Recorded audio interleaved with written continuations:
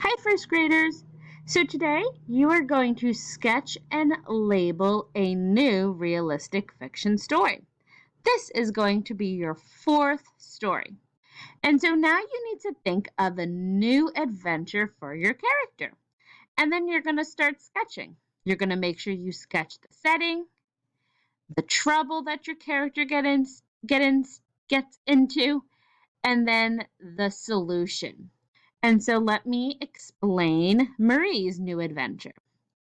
So Marie and Diana are friends and they were walking to school.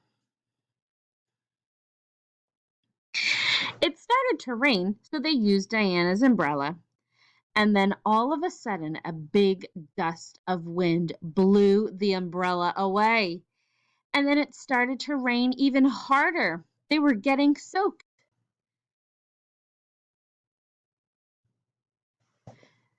Then they thought of an idea. They used a jacket to help them cover their heads from the rain, and it worked. And so this is my fourth realistic fiction story. So what you're going to do is you're going to sketch your story out and be sure to label. Can't wait to see your sketches.